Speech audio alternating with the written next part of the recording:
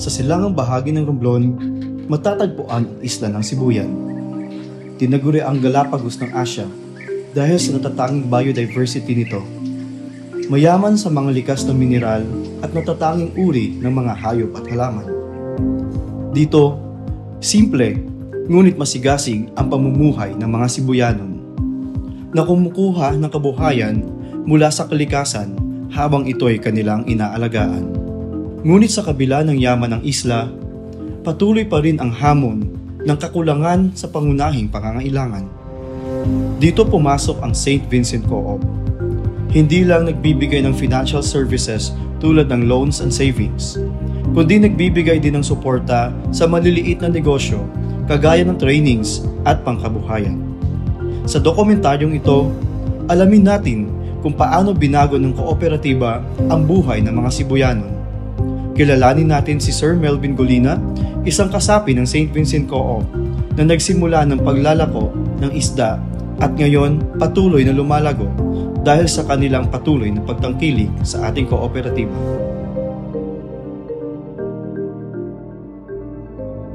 Narito tayo ngayon sa Sibuyan Island upang bisitahin ang isa sa ating mga kasapi na punong-puno ng dedikasyon at pangarap sa buhay. Ako nga para si Melvin Golina. Ako naman si Lisa Golina. Una kami hindi pa kami sa St. Vincent. Wala kami ibang matatakbuhan na mauna ng pera. Kaya nakilala namin ang St. Vincent Co-op, ayun, doon kami ng pera. Ang una naman nga nagyan sa buhay nga di naman malimutan nung bagyong Frank na buong bahay namon na inanod ng baha nang dito pa kami sa Magdiwang sa alihid ng Suba. Imaw tong di namon malimutan nga tanan namon nga gamit bayay nga buo naanod nga wa kami iba nga nadaya kundi ang sarili lang namon kagang counting ni barya nga nadala. Yan mo. Nanguna kasi nakatira lang kami dito sa alihid ng dagat, tapos buko namon lote yung ginahabayan kami nga mga squatter totally kay buko namon lote, tapos nang ulihin ng nga panahon ay kaya nag-iisip namon nga ipon kwarta nun.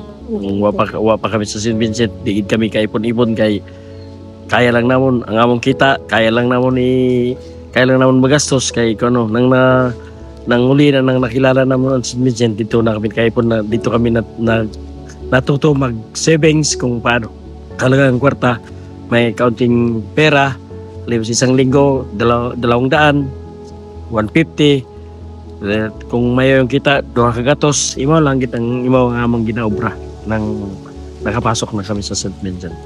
No, adtong nagpaano na kami ning kahambay ko nga saya hindi na ako magpamember, tama na yung ikaw lang. Hay nagipit ako nang nagpa-obra kami ning gasolinahan, hambay ko hay no choice kita gang kailangan ko na gid nga. Pero dugay na niya ako sige ning encourage nga magpa-member ka. Hambay niya kung makabati ka lang sa mga sa pag-assembly, kung mabatian mo lang kuno kaayo. Kay syempre negosyante ka, mas dagdag kaalaman mo pa daw. Hambay ko sige, pag may galing lang galing ako mapamember. Hay siguro ging gid ba nga makapamember ako, gid ning way, hay mo ato 2023 nagpamember ako, nadayan niya ako. Ihambay ko na yung matuod. Nang una kami ay si Mrs. ning bukod pa ning siya ga 150 lang ni adlaw nga lako ning mga saging kapadyak sa banwa. Ako siya patiyog-tiyog sa banwa ga padyak ng saging. Kaga ko naman galako ning isda. Dati bike lang hanggang Marigondon, bike siguro mga sobra isa ka tuig bago nang ulihin na nagkaisipan namon nga magbakay ng motor aber sikanhan lang. Kaya doon nakabakal kami ng motor na sikanhan lang. Yamaha Ilto kahit paano nakabulig man sa amon. Tapos nang may ambay niya ni Mrs. Akon dapat ko dapat mag-savings na kita para makabakay kita yung bago. Kaya nang member na kami sa St. Vincent, dakong impact sa amon sa St. Vincent kasi nang una waya kami bayay dito kami sa dito kami sa Magdiwang sa Baybay ay nangulihin na nga naga-savings kami ay dakong impact ng St. Vincent dahil may nalukan kami lote kaya nakabakay kami lote na niyan tanan nga pag may gusto ay nabakay namon kay dahil sa St. Vincent kasi pag may kita kami savings tapos utang savings tapos utang yun lang ang nakakaayos sa St. Vincent nga naging membro kami kay kahit papaano nakapahaman kami bayay nang dahil sa savings sa paunti-unti ang nakabakay kami ng motor sa savings lang man sa savings kag utang sa St. Vincent kaya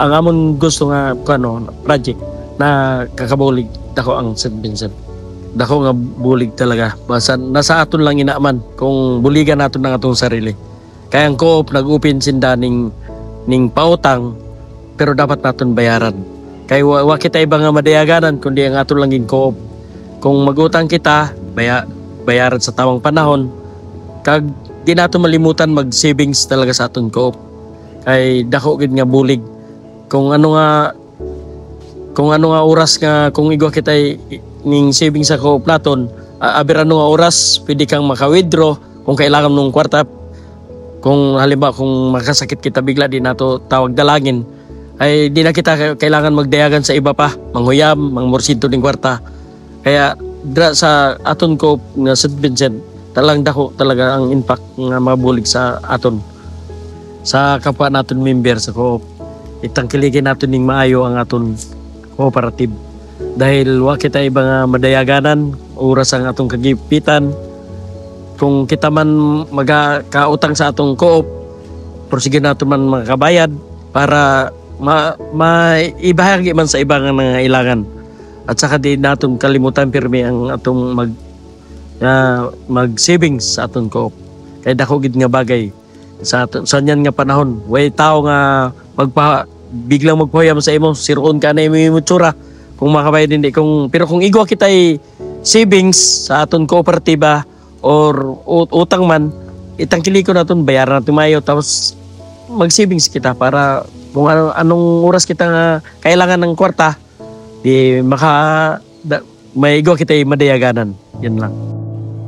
Isang napaka-produktibo na naman po at positibong pag-uusap ang meron tayo sa araw na ito. At ngayon po, nandito mismo tayo sa property ni na Sir Melvin and Ma'am Lisa na kung saan ay ating matutunghayan ang isa sa mga ebidensya at patunay ng tagumpay ng kanilang buhay. Sir Melvin, Ma'am Lisa, pwede niyo po ba kaming ma-tour sa inyong property? Bale, ito po Ma'am Lisa yung inyong store ano po. So, ayan, meron na po silang sariling tindahan. Ayan. Ma'am Lisa, pwede niyo po ba maikwento sa amin ano po yung pagsubok dito nung nagsisimula pa lang kayo? May challenges po ba? Maraming challenges. Pero may shot na yun, may shot. May shot. Parang Inisya ano lang, yung parang aero extinction na lang. Yan, para malapad ang mga haba-haba. Dati may shoot pa lang, hari pa lang. Mga palang lang gid. May lang binag. So, lumaki siya ng lumaki. Pina-extinction na. Pwede niyo po ba kaming ma-tour sa loob? Sige po. Tara po. Bago na-extend, extension. Okay. So, yan. Tapos ito ang casper ninyo.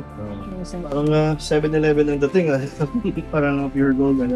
Tapos Madami pala. So parang kayo yung Baymart dito kasi madami yung yung items nyo kompleto. Ang galing kasi yung pangangailangan ng community dito napoprovide nyo po. Huli na iniisa. Oh, meron po kayong mga freezer. Ano po yung nyo dito? Frozen. Mga frozen foods. Ayan. Meron kayong mga hotdogs. Ayan. Tsaka may mga karne rin po, Apo. Para hindi na sila kailangan pupunta sa malalayong munisipyo. Ito naman dito yung manok. May manok. Okay. Ayan. Basta. Ayan. So parang mayroon din kayong meat shop at the same time. Ang galing. Tapos dito na naman po ay Ito yung huli namin in-extend. ito na. Okay. Pero maganda po. Malaki na tong store ninyo. Yung isa nyo pong line of business, ito po ay sari-sari store. Yung isang line of business nyo po ay yung gasolinahan, tama po ba? Pwede po ba nating masilip? Okay. Tara po. At ito na po pala yung inyong gasoline station, ma'am. O, kamusta po ang pagpupunta ninyo dito, ma'am? Challenging po ba mag-put up ng isang gasoline na business? Challenging talaga kayo. Challenging talaga. Wala ang St. Vincent, hindi matatapos. hindi makukumpleto kung hindi dahil sa St. Vincent. Dahil doon kami nakautang ng pera. Opo. O, nakapagbuelo po kayo, ano? Galing. So, isa rin po pala kayo sa pundasyon na kung saan nakakapagbigay ng serbisyong gasolina dito sa community ninyo. Napansin po namin, meron din po kayong mga gasol dito. Yes. Tama po ba? Ayan. So, dagdag income. Ayan. Ayan. So, maganda po itong inyong naipundar kasi po yung inyong nahiram na pera sa ating kooperatiba, kitang-kita po natin na kumikita, produktibo, at nakakatulong pa po kayo sa pangangailangan ng community. Kasi nga kita naman natin medyo malayo sa poblasyon, na medyo nasa kalagitnaan siya. Hindi na kailangan ng mga tao na pumunta sa malayo para magbili kasi nandito na po yung pangangailangan nila.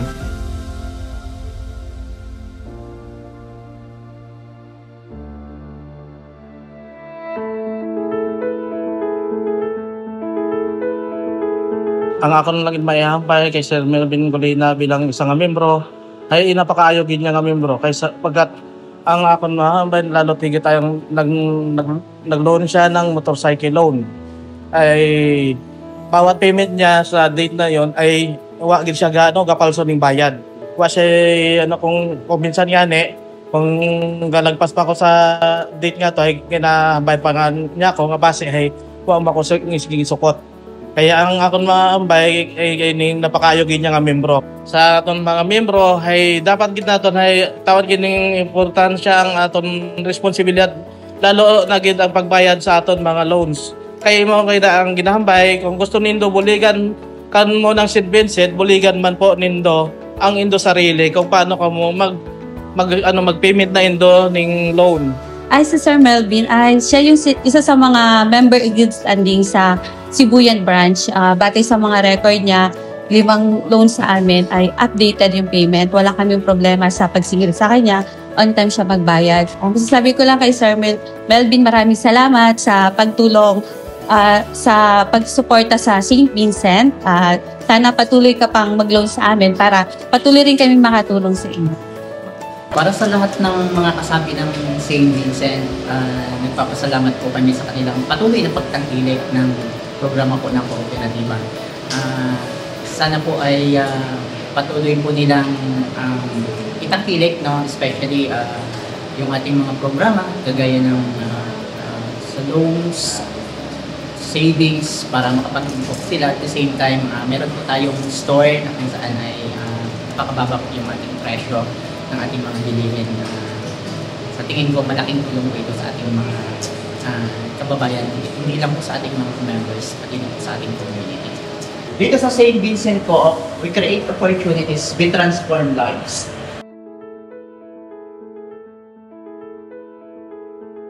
Ang buhay natin ay parang gulong.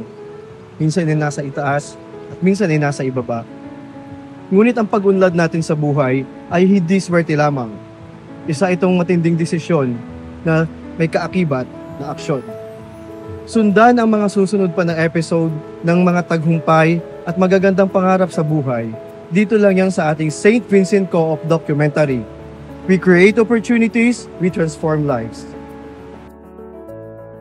Mga salamat St. Vincent Co. Creating opportunities, transforming life.